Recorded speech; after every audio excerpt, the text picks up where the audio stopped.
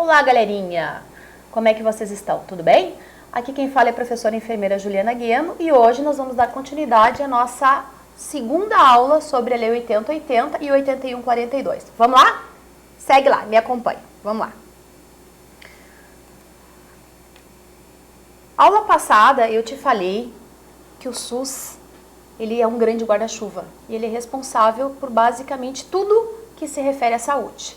Falei que ele era responsável pela vigilância sanitária, vigilância epidemiológica, saúde do trabalhador. Então, nós vamos falar agora essa aula sobre essas questões, ok? Deixa eu ver o horário para não se estender muito, porque o nosso vídeo não fique muito longo. E vamos lá, tá? Então, vamos falar agora um pouquinho sobre a vigilância sanitária. Entende-se por vigilância sanitária um conjunto de ações capaz de eliminar, diminuir ou prevenir riscos à saúde e de intervir nos problemas sanitários decorrentes do meio ambiente, da produção, circulação de bens, prestação de serviços de interesse à saúde, abrangendo o controle de bens de consumos que, direta ou indiretamente, se relacionem com a saúde, compreendido todas as etapas do processo de produção ao consumo. O que eu quero dizer com isso? Eu quero dizer que, por exemplo, quando tu vai no supermercado comprar carne, tá? Houve ali todo um processo. Houve desde o abate, né, o corte, o armazenamento, o transporte, a distribuição, a refrigeração, até que essa carne chegue lá no supermercado que tu possa pegar, ela passou um longo processo, tá? E todo esse processo, todas essas etapas que eu te falei até aqui, é de responsabilidade da vigilância sanitária. Então, este texto se refere que tudo que se refere é bom, mas que tudo, tá? Que esteja relacionado à saúde.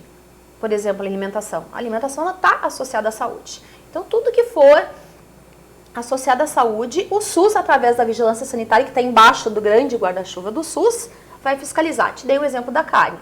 É assim com qualquer alimento, é assim com medicamento. Medicamento desde a produção, desde a seleção do material, do invase, né, do abastecimento, tá?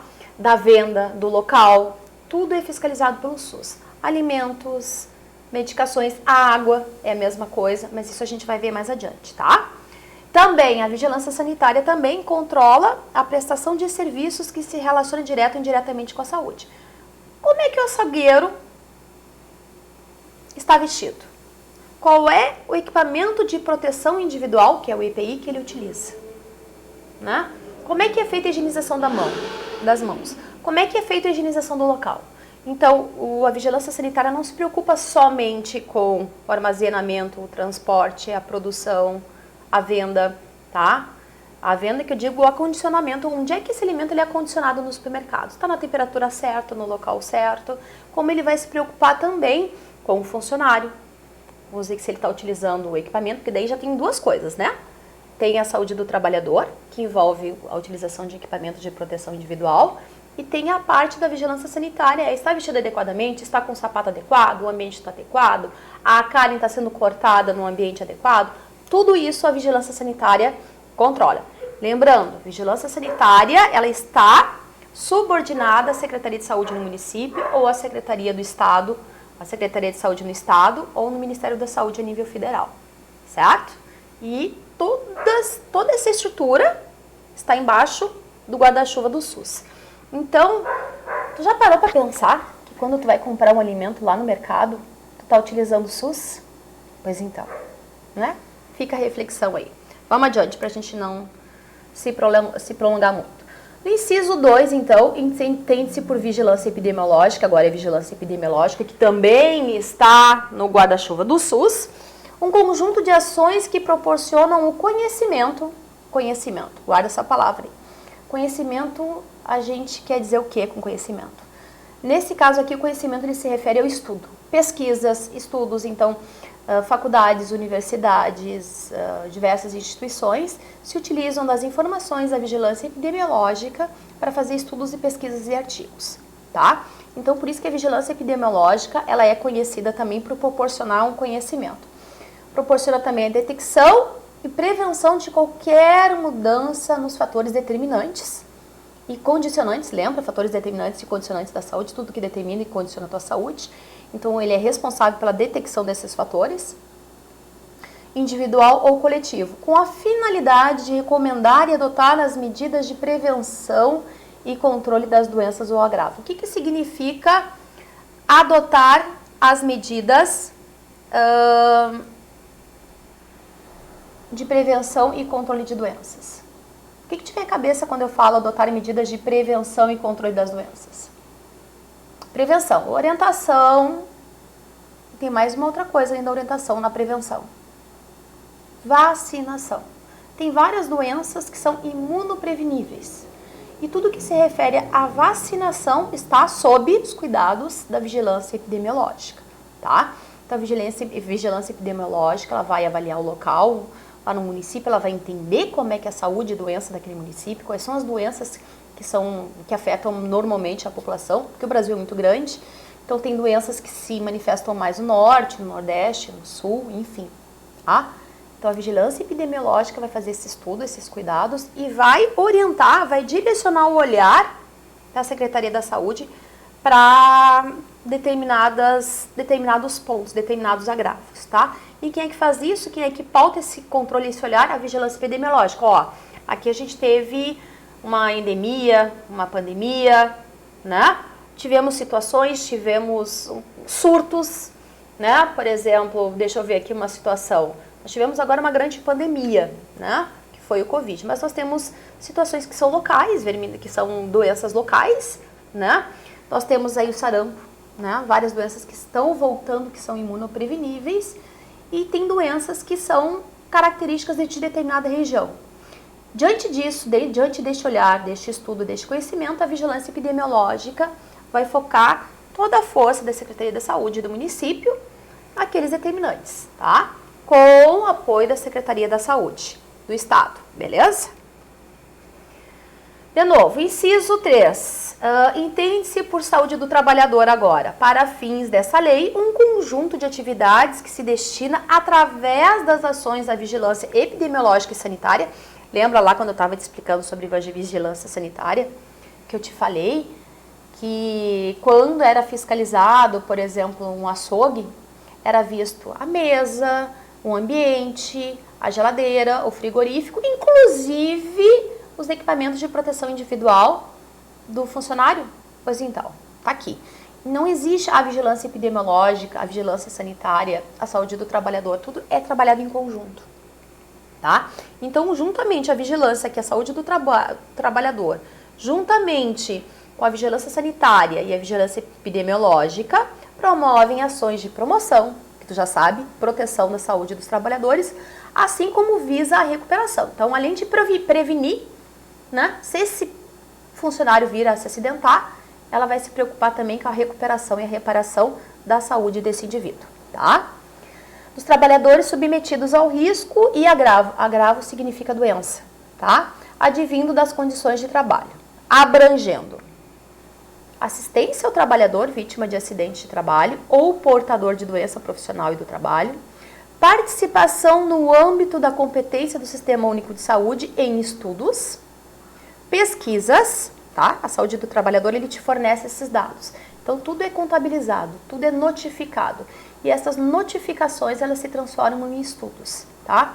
Porque pautado desses estudos, nós conseguimos entender o que está acontecendo e direcionar determinadas ações para que evitem aqueles tipos de situações e agravos que estão se repetindo, tá? Então, ele promove estudos, pesquisas, avaliação, controle de riscos e agravos potenciais à saúde existente no processo de trabalho, entre outros, certo? Capítulo 2, dos princípios e diretrizes. Olha só, presta bem atenção no que eu vou te passar agora, tá? Te liga aí, magrão. Princípios e diretrizes. Esta questão aqui, ela é campeã de questões em concursos públicos. Quais são os princípios? Eu acho de cada 10 concursos, né, 8 apresentam questões associadas ao que eu vou te falar agora. Então, presta atenção, te liga aí. Dos princípios e diretrizes. Quais são os pilares? Tá? Os princípios e diretrizes é como se fosse a coluna vertebral do SUS. É a parte mais importante, é onde o SUS é pautado, tá? Claro, Que o objetivo do SUS, lembra? Prevenção, promoção, proteção, recuperação, reabilitação da saúde, certo? E dos princípios e diretrizes. Bom, lá no artigo 7, as ações e serviços públicos de saúde, os serviços privados, contratados ou conveniados que integram o Sistema Único de Saúde. Deixa eu te fazer um parênteses aqui. Aqui fala, vou ler de novo, as ações e serviços públicos de saúde e os serviços privados contratados. Como assim? O SUS ele pode contratar serviços privados? Não só pode, como deve. Por exemplo, não tem vaga, preciso de uma vaga, meu filho está doente, preciso de uma vaga, não tem vaga no SUS. O SUS tem por obrigação contratar uma vaga num hospital particular. Se tu não sabe, tu fica sabendo a partir desse momento, é um direito que te assiste, tá? Então, por isso que está aqui, serviços privados contratados ou conveniados que integram o Sistema Único de Saúde. São desenvolvidos de acordo com as diretrizes previstas no artigo 198 da Constituição Federal, obedecendo ainda aos seguintes princípios. E agora, que vem a cereja do bolo. Quais são esses princípios? Quais são essas diretrizes? Eu até dei uma grifadinha aqui para te não esquecer, tá? Decora. Bota, escreve lá, bota na parede, bota no teto. Tu vai estudar, vai fazer uma prova, isso é fundamental que tu entenda. O que que diz lá? Diz o seguinte, primeiro, universalidade, guarda essas palavras, que eu vou te explicar uma a uma. Universalidade, integralidade, preservação da autonomia e igualdade, tá? E tem uma outra coisa aqui que é a descentralização. Então, descentralização, igualdade, preservação da autonomia, integralidade e universalidade. O que significa universalidade? Universalidade é que eu tenho acesso a tudo, né? Então, acesso aos serviços de saúde em todos os níveis de assistência. No nível primário, secundário e terciário. Primário, unidade básica de saúde. Secundário, né? Elementos complementares, exames médicos, procedimentos de pequeno porte, certo? Alguns exames que são considerados com custo mais baixo, já é o nível secundário. O que seria o nível terciário? Cirurgias e procedimentos mais caros e exames mais complexos. Então, a universalidade diz que tu tem o direito a acessar todos estes níveis, tá? Nível primário, nível secundário, nível terciário, que eu já te dei um brief aqui. Isso é universalidade. O que é integralidade? Integralidade é assistência entendida como um conjunto articulado e contínuo de ações e serviços preventivos e curativos, individuais e coletivos, exigidos para cada caso em todos os níveis de complexidade do sistema. Ou seja, eu tenho que ter um atendimento integral. A partir do momento que eu identifico um agravo, uma patologia, né? Desde o momento que eu vou lá na estratégia de saúde da família, desde que eu vou lá na unidade básica de família e é identificado um problema, eu tenho direito a ser tratado até o fim, né? Se eu tiver que passar por nível primário, secundário e terciário, isso vai ser me dado o direito. Isso é integralidade. Eu tenho o direito a ser tratado de forma integral. Tudo que eu necessitar, o SUS tem que promover. E se ele não fornece, ele tem que comprar da rede privada, ok? Segue. Preservação da autonomia, a gente já falou em autonomia quando eu falei lá em ética e bioética, tá? É o poder que a pessoa tem de decidir sobre as suas próprias condutas. Então, o médico, o enfermeiro, o técnico, a equipe de saúde, fisioterapeuta, o fono, ele tem a obrigação de dar todas as orientações, principalmente se for relacionado a algum tipo de procedimento. O que tu tem, o que tu precisa fazer, quais são os riscos, quais são os benefícios e deixar essa pessoa inteiramente a par de tudo que oferta risco para ela e benefício. Diante disto, né, desta informação que é uma informação correta, cabe à pessoa ou ao familiar exercer a sua autonomia, decidir junto com a equipe sobre a sua conduta, sendo respeitadas as suas crenças e os seus valores. Vocês têm voz. Ninguém é obrigado a nada. Vocês terão todas as orientações, mas têm direito de negar. Vai ser evoluído lá, né? O profissional da área da saúde vai evoluir, orienta os benefícios, riscos e o paciente se nega a realizar o procedimento. É um direito que ele tem, certo? Isso significa exercer a tua autonomia, tá? Igualdade. Igualdade da assistência à saúde sem preconceitos, privilégios, né? Vou me abster de qualquer comentário aqui, tá? Então, tu tem sim esse direito de ser atendido de forma igual a qualquer outro, sem preconceito. e sem nenhum tipo de privilégio, tá? Aí entra a questão da participação da comunidade. Aqui, galerinha, essa lei, quando ela foi feita, aqui tem um detalhezinho aqui, né? Não ficou bem claro, foi vetado alguns itens, alguns artigos aqui, porque não ficou bem claro, não quiseram que ficasse bem claro o que significa participação da comunidade. E é aí que entra a Lei 8142. A Lei 8142 veio para complementar a Lei 8080, justamente porque nesta parte aqui só diz participação da comunidade, ponto. Não diz como, nem de que jeito, nem de que maneira, tá? E aí a descentralização. Nós temos o SUS, que é a lei máxima, a lei maior, tá? Mas ela tem a sua governança a nível federal, em nível estadual e nível municipal. Então, significa que os municípios podem aderir aos seus programas, às suas ações, assim como o Estado pode aderir aos seus programas, às suas ações, tudo, né? Subordinado ao Ministério da Saúde, mas de forma autônoma. Então, o Ministério da Saúde direciona verba para o Estado e para os municípios diretamente. Sim, o Ministério da Saúde direciona verbas diretamente para o município, às vezes ele pula o Estado, às vezes a verba vem via Estado, indiferente a maneira que vier. O município ele tem essa autonomia de entender quais são as suas necessidades através dos estudos epidemiológicos e focar as suas verbas nos seus programas e nas suas ações.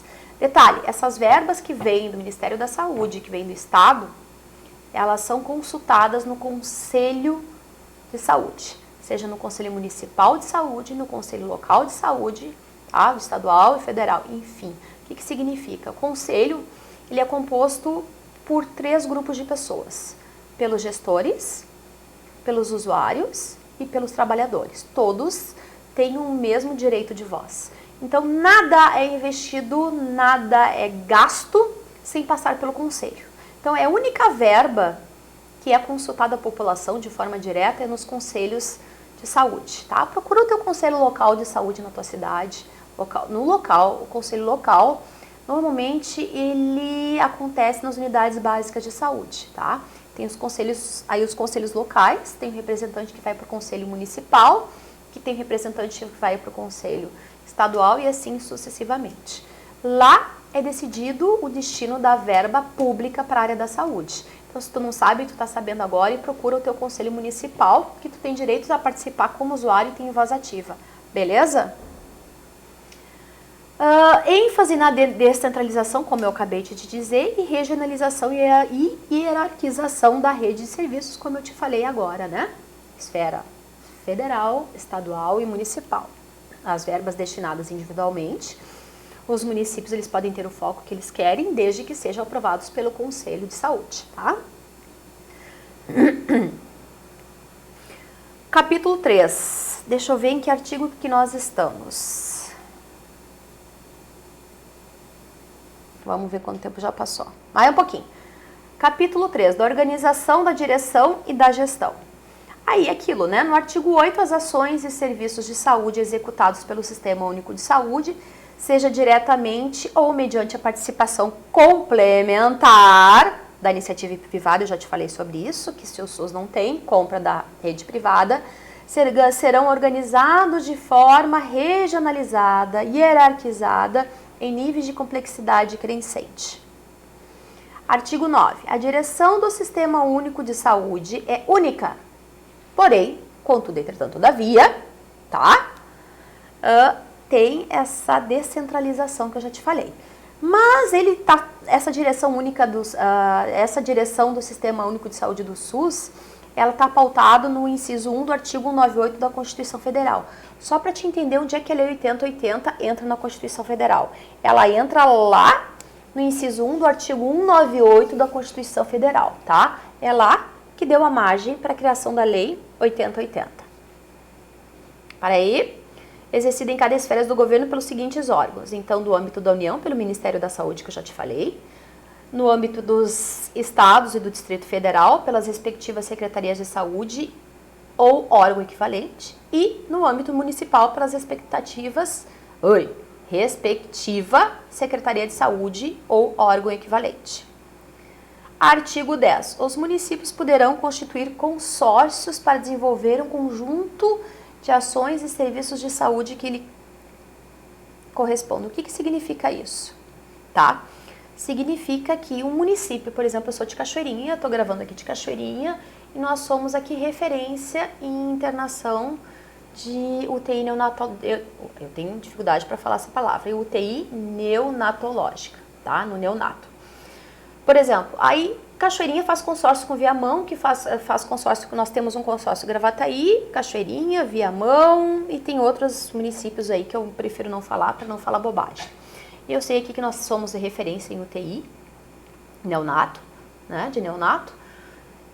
Neonato significa recém-nascidos até 28 dias, tá? Por exemplo, a mãe teve um parto prematuro lá em Viamão. Nós somos a referência da UTI neonatológica. Então, esta mãe vai vir para Cachoeirinha mesmo sendo de Viamão. E, em contrapartida, se não me engano, Viamão é responsável pelo setor de traumato. Bom, aqui Viamão, todos os casos que acontecerem que necessitarem um traumatologista, Cachoeirinha, vai para Viamão. Então, isso se chama consórcio. Os municípios, eles podem se unir e cada um deles fornecer um serviço de excelência, tá? E serem referenciados para lá. E no inciso 1º, aplica-se aos consórcios administrativos intermunicipais o princípio da direção única e os respectivos atos constitutivos disporão sobre sua observância. Então, aqui contratos internos entre eles para que eles se acertem e façam essa parceria, digamos assim, que a gente chama de consórcio. Tá?